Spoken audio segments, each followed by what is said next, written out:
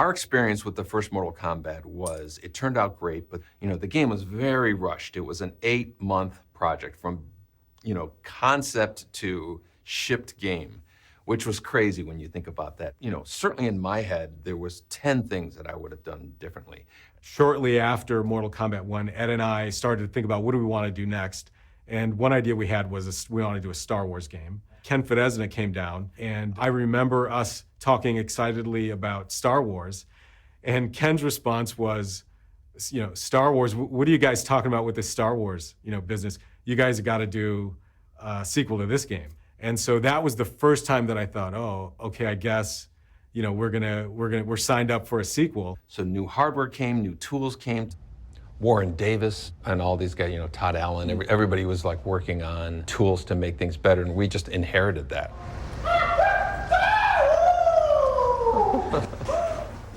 Oh my God. One of the things that is better about Mortal Kombat 2 from Mortal Kombat 1 is the graphics. Originally, everything was done off of VHS tapes, and it was kind of blurry and stuff. We eventually started capturing images directly onto the hard drive as opposed to putting it on videotape and then going to the hard drive. Okay, ready? Is it live or is it ready to go? That was good. That allowed us to knock out that losty videotape format that would bleed onto everything. It just became a more efficient process, a cleaner image, for sure. Outstanding.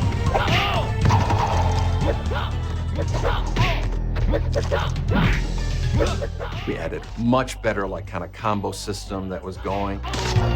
Jax wins. You could turn around and kick.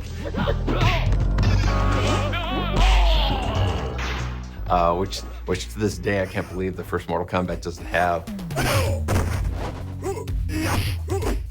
A lot bigger of a roster. We wanted to expand, so we had 12 characters and added Jax. That was huge. Katana Molina, who are synonymous with Mortal Kombat at this point.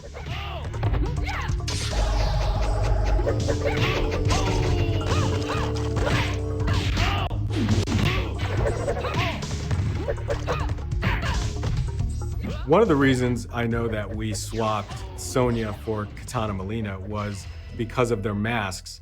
We were able to get 2 for 1. So the same palette swapping technique we used for Scorpion and Sub-Zero, we thought, okay, let's take advantage of this with the female characters. Katana wins. Fatality. Tony Goski, graphic genius. Hey, it's Ed Boon. Ed, John Tobias, and Mark Jamal walk in my office. Ed says, hey, Tony, we're thinking, do you want to work on Mortal Kombat? I was an instant yes. Tony Goski was working on a game called NBA Jam, and he was doing a great job, but he, in his heart, he was a traditional painter, and so when Mortal Kombat 2 came along, he was a perfect fit. It was suited my style and things I enjoyed. Fantasy art, starting to get into surrealism with, like say, Dali and Magritte, and I kind of just went that direction, Tony Goski defined the majority of the look and feel of Mortal Kombat 2, specifically the backgrounds. Tony's influence came into what does Outworld look like? What does, this really mysterious Mortal Kombat, this fantasy Mortal Kombat, what does that look like? Introducing the Outworld was huge because it completely carved a new look for Mortal Kombat. Kind of used like Chinese influence, but with graphic and surrealism kind of coming together. Pit was an iconic stage in MK1, so we made the Pit 2.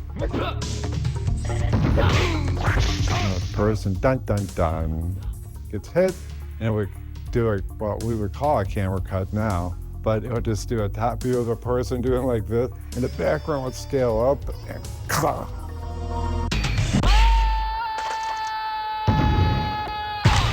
Reptile wins. He came up with this living forest, and he put my face on the trees. Oh man. Albert Brooks all over it. All had to be drawn.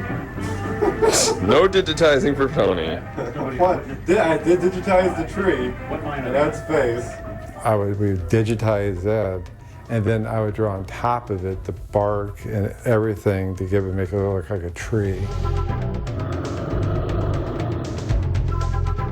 Obviously, we all like horror movies and things that are like shocking.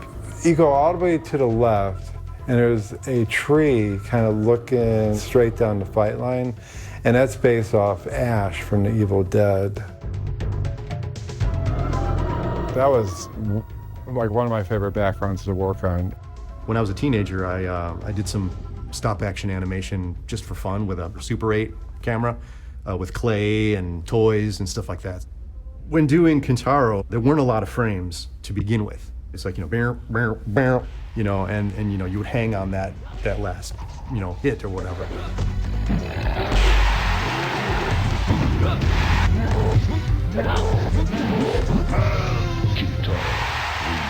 I would sort of try to mimic what John was doing with main characters as I was doing Kintaro.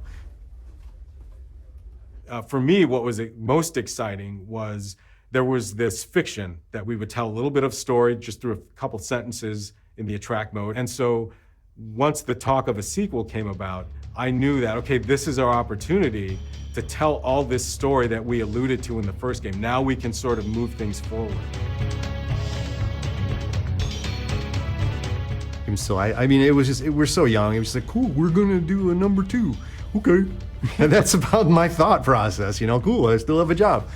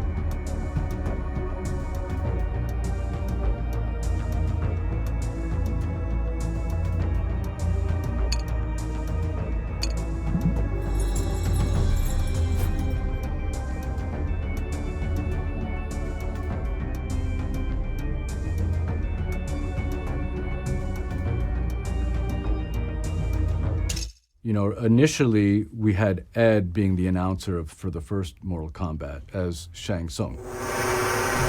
Kano. Scorpion. Fight. Excellent.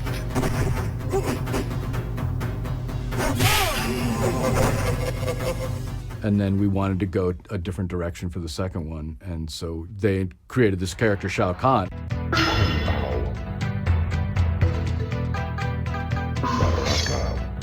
Round 1, fight. And I'm sure everyone's like, oh yeah, that's gonna be Steve. You know? It's high impact football. Fire, power, 1, 2, enemy destroyed. I am the Black Knight. Voice work in games, I loved it. I loved doing it. If they wanted me, I was there. If you want a dude with a heavy, deep voice, then you could pitch it down some more and make it sound super basso profundo, that's the guy. They wanted me to be a 200-year-old Asian man, you know, martial artist. Dan had a structure and a language and a way for me to speak. Here's the list, do these things, and then a little bit of coaching. Sonia, Baraka, Round one. Fight! And he, did a great job. And that's it. That's what you hear in the game. Finish him.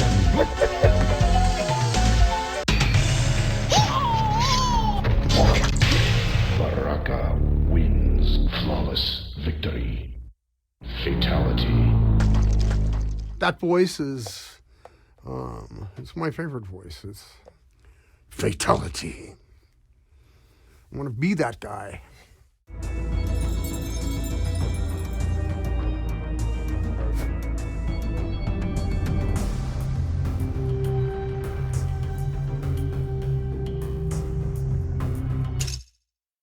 So Ed and I, we worked on these games, and we really liked playing super high impact. There was a machine in the hallway in the back, and we'd go there, have a game or two.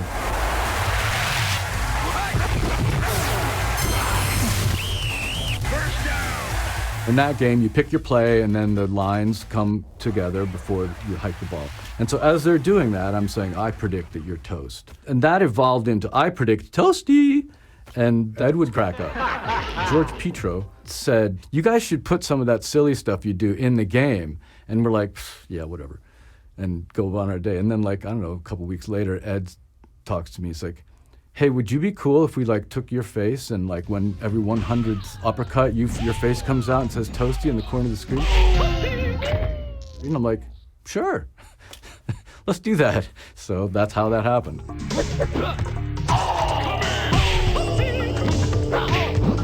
Silliness, right? It's good to have a little bit of silliness.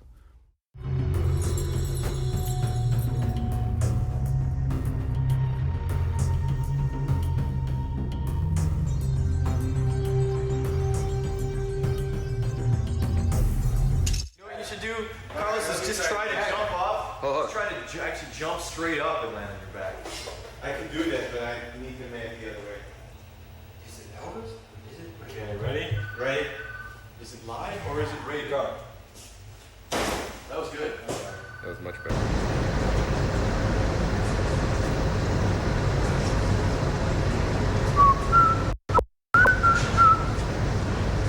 Here's the story.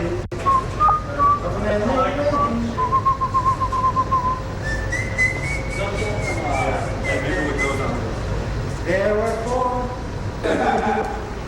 Hey, Tony, what did you do in Turtles 3? You just played, Hey, I saw the trailer for that yesterday. It's Raphael. Yeah, you're the one that told me about that. They interviewed him on and stuff like that. Yeah.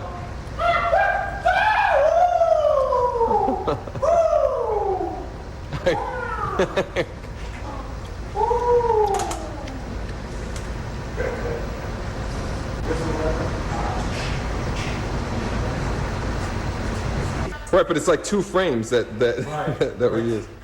see, like, that's not bad. Okay, you know what, that's enough. Oh my God, that was the best one.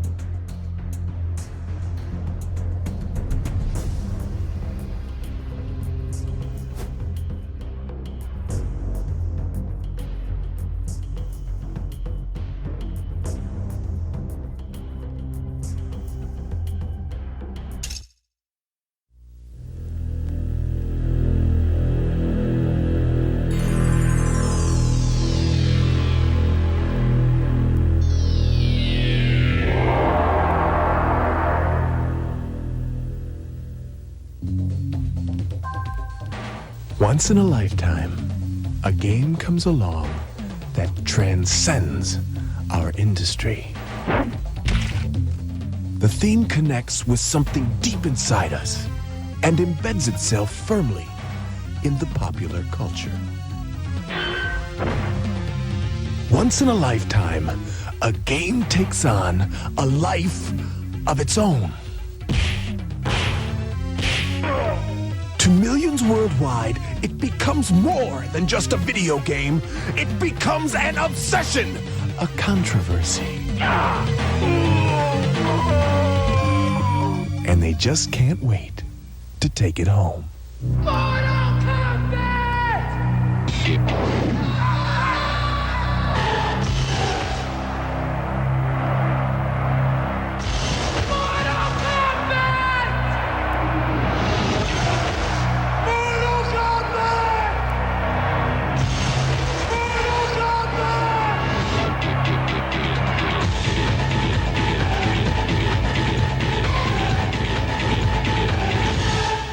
We've created a monster!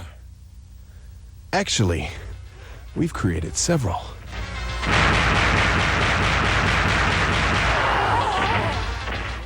What if we could outdo our previous successes? What if we could create a new fighting machine? One that eclipsed every fighting game ever made. One with more depth and more characters.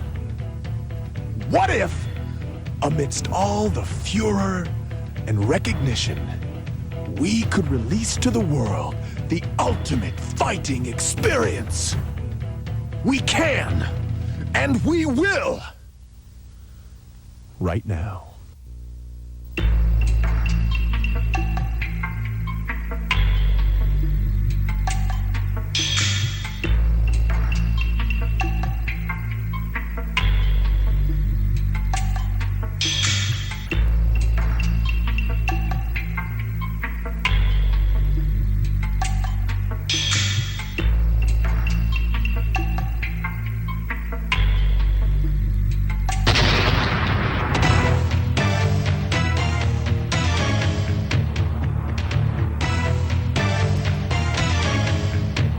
It is Mortal Kombat 2. More characters, 3 times more images, more secret moves, more battlegrounds, more hidden surprises.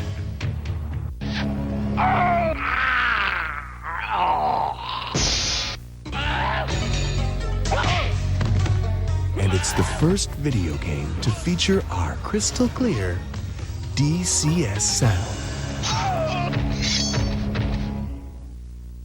These are the 12 combatants. Each possesses an array of special strengths.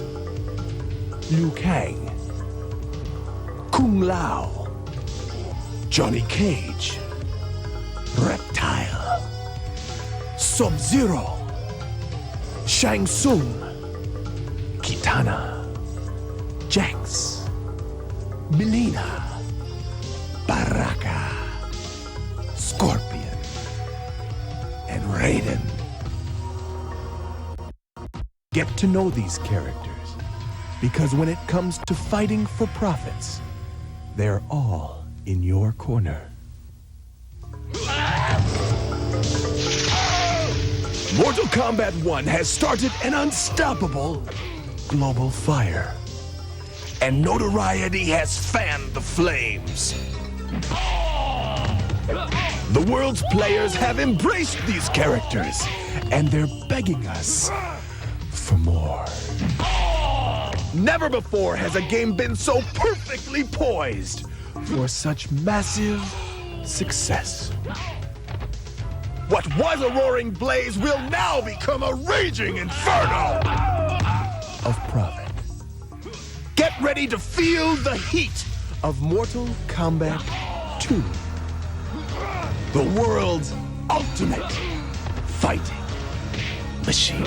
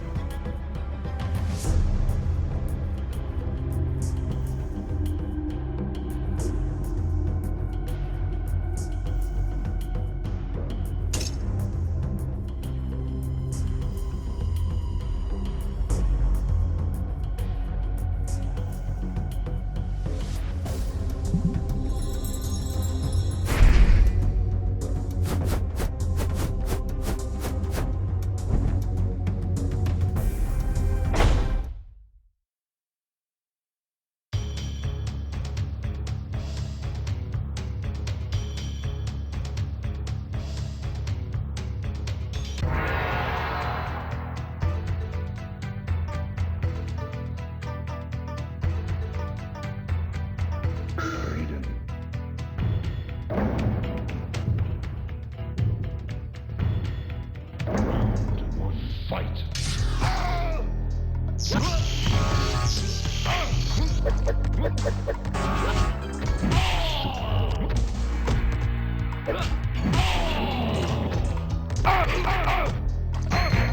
Baraka wins. Round 2, fight.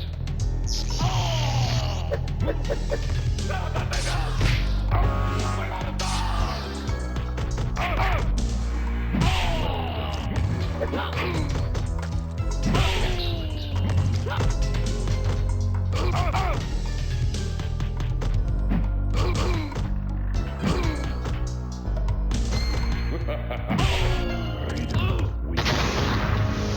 Round 3, fight.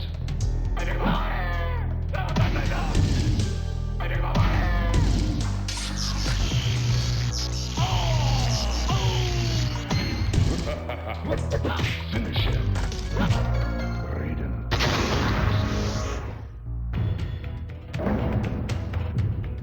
Round 1, fight.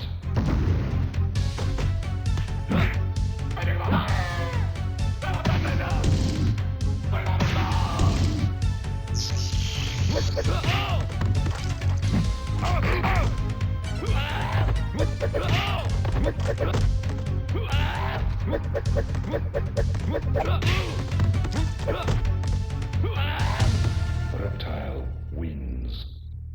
Round 2, fight.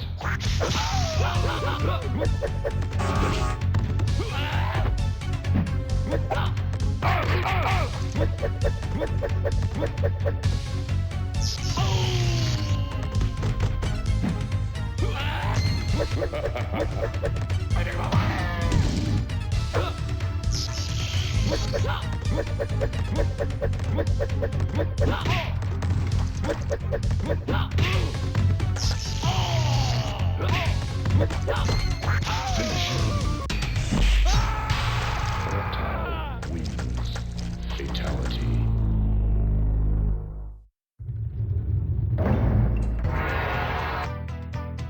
Shang Tsung. Round 1, fight.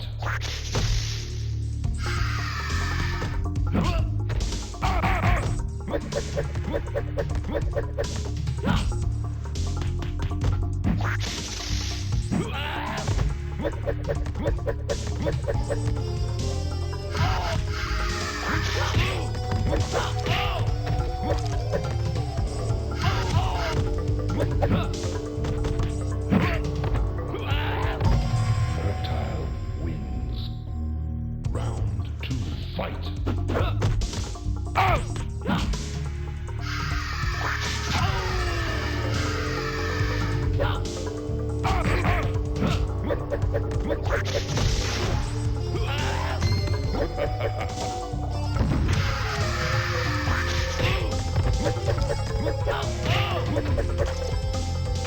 Finish him. Reptile wins.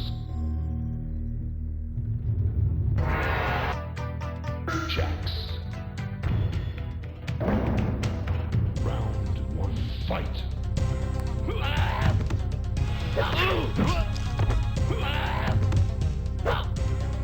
Well done.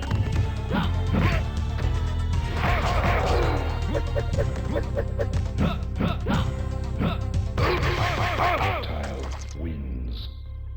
Round 2, fight.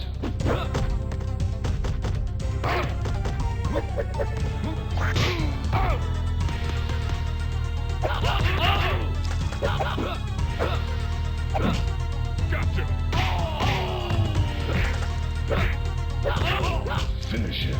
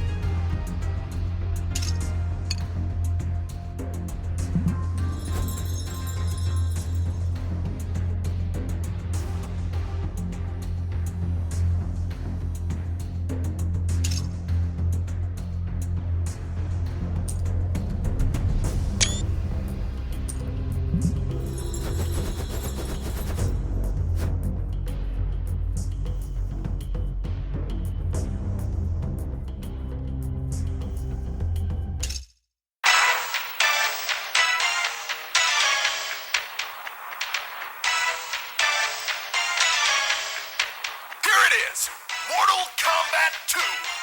More characters, 3 times more images, more secret moves. The coolest thing about Mortal Kombat 2 is I didn't know it was coming out.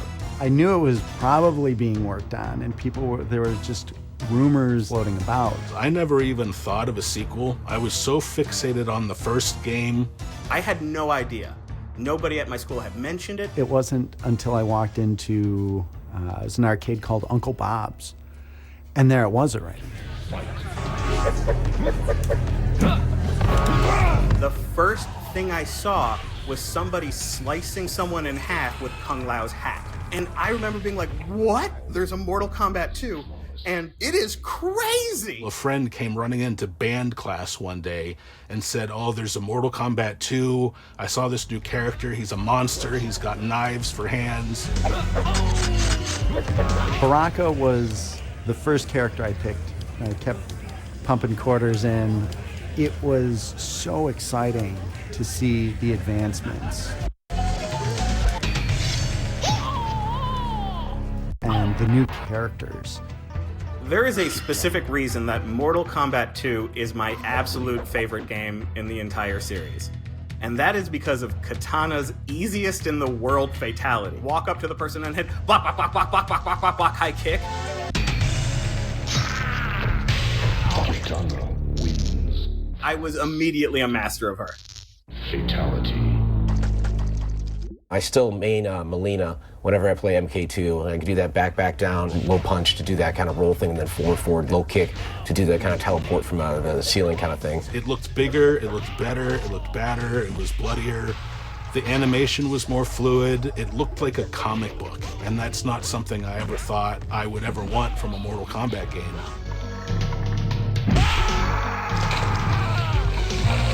Sub-Zero wins. Fatality.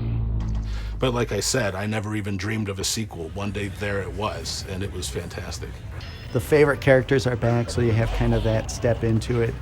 The excitement was just incredible. I remember seeing Mortal Kombat 2. It was the level that has it Shao Kahn, the big bad guy, who had the people chained up on the pedestals in the background.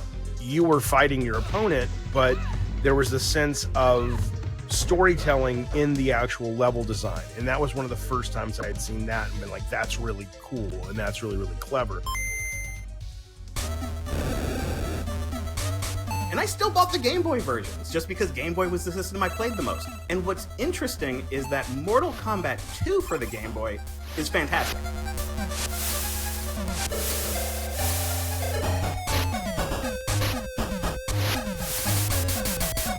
It is an amazing fighting game port. It's an amazing fighting game for a portable system with no power.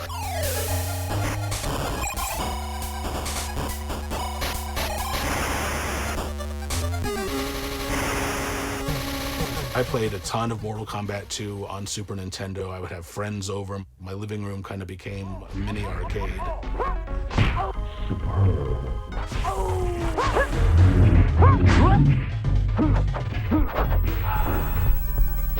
All the blood and gore was there, and it was fantastic. Fatality. It felt pretty darn close to arcade perfect. So haha, that time Nintendo came out on top.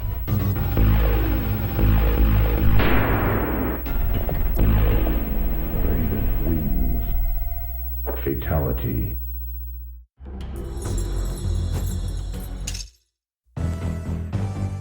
I got put on as the lead on the second one, and that's where we really made the right decisions, which was nice.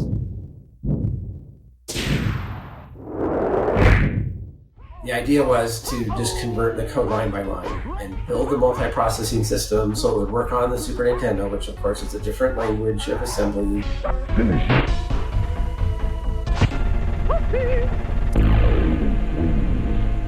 We, I think, started, is November or somewhere like that in 1993. We had to be done in July. And so we didn't show them anything until April.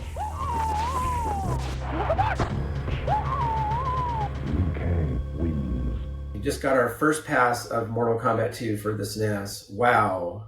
The entire video department here at Midway is absolutely blown away at how well you have matched the feel of our arcade version on Mortal Kombat 2. We can already see that this will be the version to have, as the graphics and gameplay are awesome. So we just continued down that road, got the game done on time, and it scored really high. I had some magazines, I gave it 5 stars, and it was a nice project. I did think that it was done a lot better. They could ship a game that was more like the arcade, as much as we could get it anyway. Put the rating on it and not have to have green blood.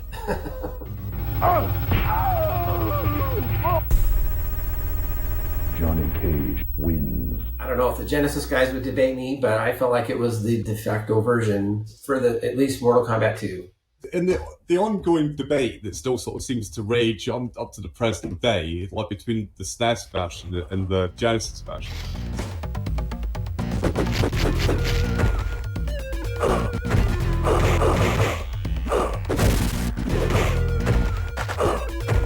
SNES version is perceived as being like the winner, it's the better version. And that's like, I think, largely because it's like more complete version. The reason the SNES one has got more stuff than ours, because they're like both made for the same size sort of cartridge, is that it's a lower resolution system, right? So therefore their art assets are smaller, and all the little sort of size differences like add up.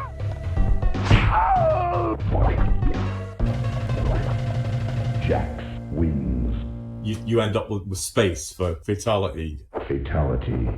The fact that the speech samples are missing, that's the thing that like kind of stands out to me.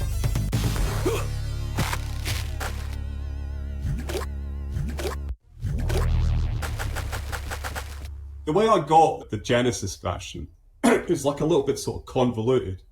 Basically, Paul had done the first one, Paul were offered the second one, and they offered it to Paul, which is like a kind of logical sort of thing to do, and Paul turned it down.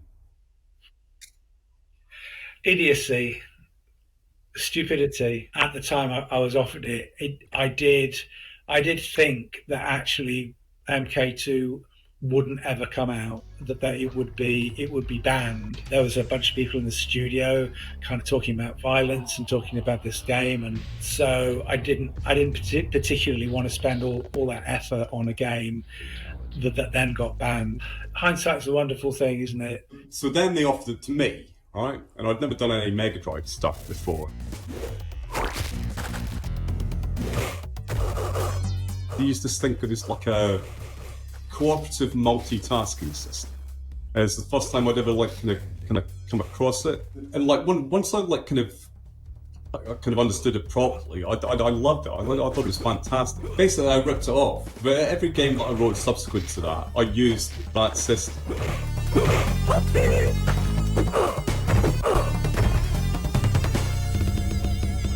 Everybody was like kind of happy with the version that I did, and that was no bad thing. I mean, it's just like a really good game, you know. Hard to mess it up.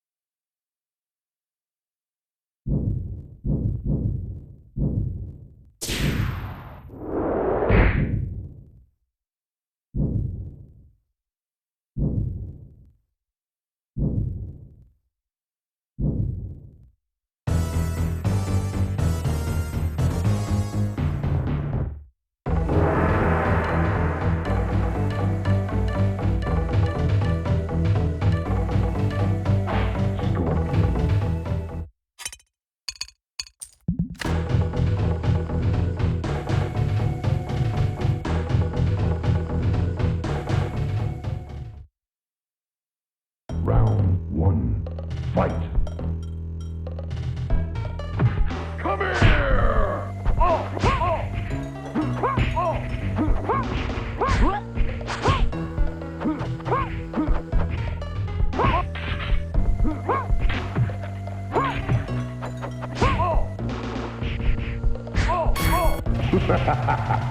Baraka wins. Round two, fight.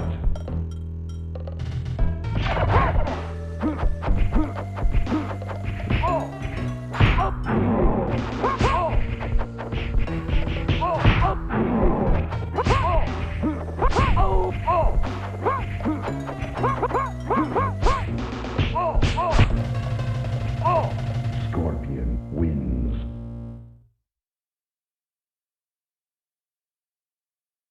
Round three, fight.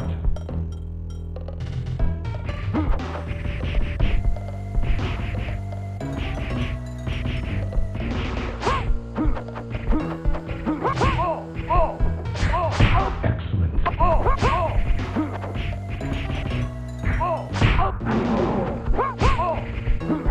Finish it.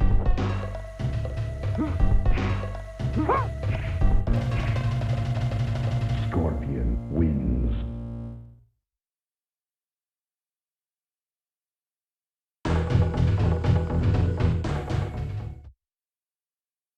Round one, fight.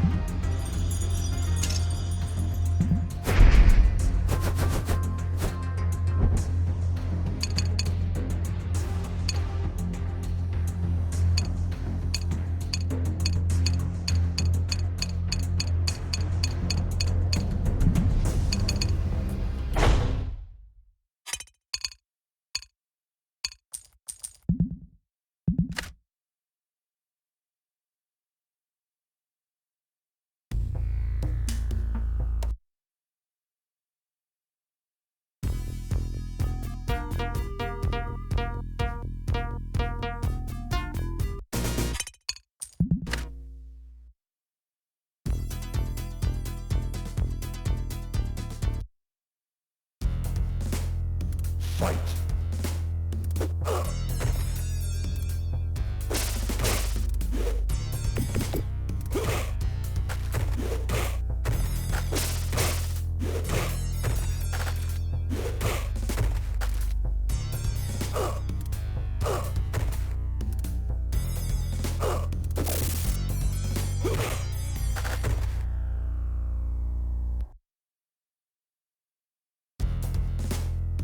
Fight.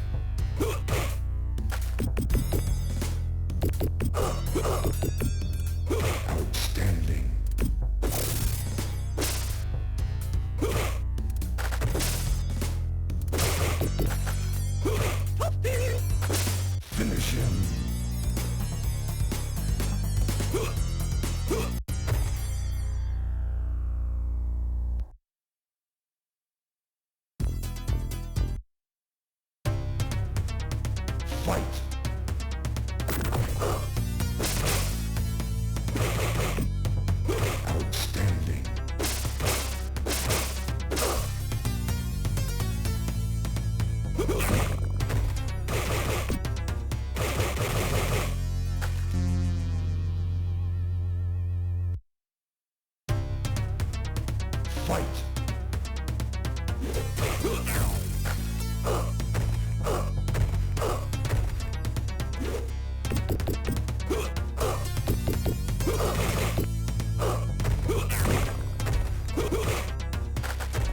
Outstanding.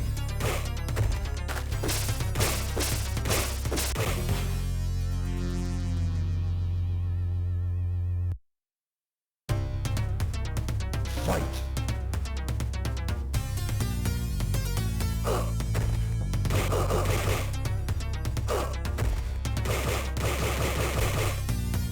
Finish him.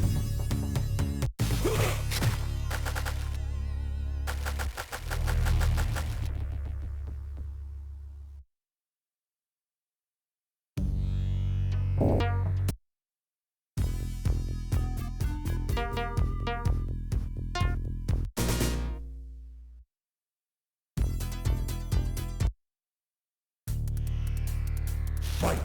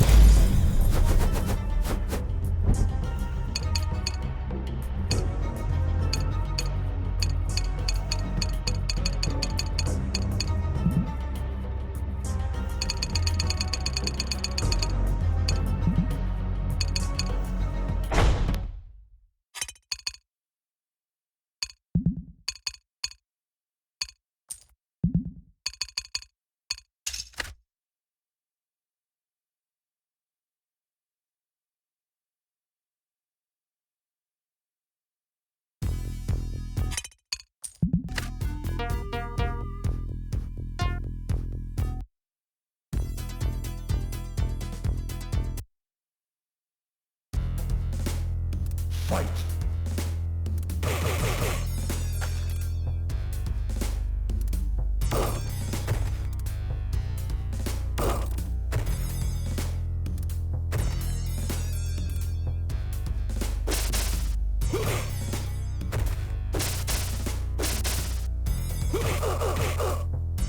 Outstanding.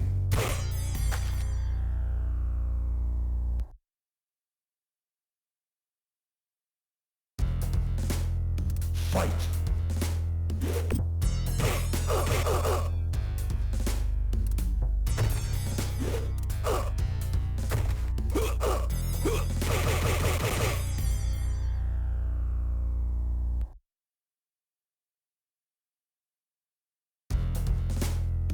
Fight.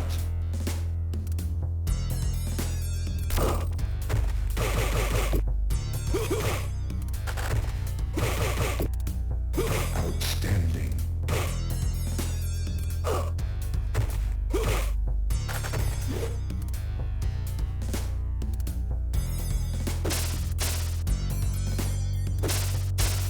Finish him.